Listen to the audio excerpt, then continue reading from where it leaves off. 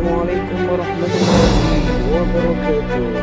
Salam dan bahagia bersama saya Abdus Salam, Sarjana Pendidikan, calon guru penggerak angkatan 7 Kabupaten Pati. Ini akan membahas tentang koneksi antar materi modul 2 dengan sistem pembelajaran diferensiasi. Dulu saya akan memperkenalkan beliau yang selalu mendampingi saya, yaitu Ibu Fasilitator, yaitu Ibu Elu Martia. Kemudian pengajar praktik saya, yaitu Bapak Amin Mustafa, SPD MPD. Sahabat guru penggerak, kita akan mulai koneksi antar materi, yaitu tentang apa yang dimaksud dengan pembelajaran diferensiasi dan bagaimana hal ini dapat dilakukan di kelas.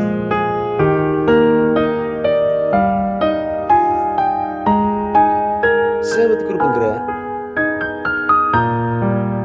yang bisa kita lakukan yaitu dengan pembelajaran diferensiasi adalah serangkaian keputusan masuk akal atau common sense yang dibuat oleh guru yang berorientasi kepada kebutuhan murid dengan memperhatikan keseimbangan belajar, minat dan profil belajar murid. Terdapat 3 strategi diferensiasi, antara lain diferensiasi konten, diferensiasi proses, dan diferensiasi produk. Penerapan pembelajaran berdiferensiasi di dalam kelas. Yang pertama, kita harus menentukan tujuan pembelajaran, kemudian menganalisis kebutuhan belajar dengan melakukan asesmen diagnostik kognitif atau non-kognitif berdasarkan 3 aspek, kemudian menganalisis 3 penerapan strategi pembelajaran berdiferensiasi, dan lain-lain. Sahabat guru penggerak, mengapa kita perlu menerapkan pembelajaran diferensiasi di kelas? Karena kita tahu bahwa kemampuan siswa itu berbeda-beda dan beragam.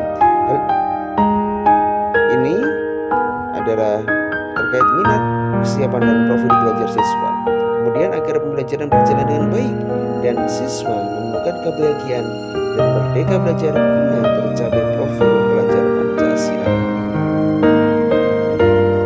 Bagaimana pembelajaran berdiferensiasi dapat memenuhi kebutuhan belajar murid dan membantu mencapai hasil belajar yang optimal? Ya, nanti kali ini kita akan bahas tentang permasalahan ini,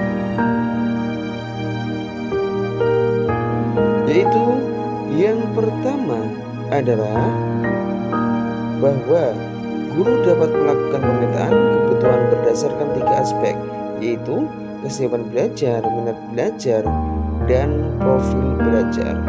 Di dalam kesiapan belajar, guru perlu melihat profil belajar murid, dan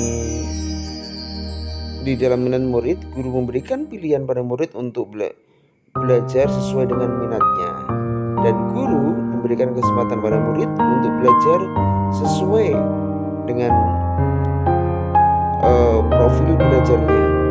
Kemudian langkah yang kedua adalah guru dapat menerapkan 3 strategi pembelajaran berdiferensiasi secara tepat, yaitu yang pertama strateginya adalah konten, proses, dan produk.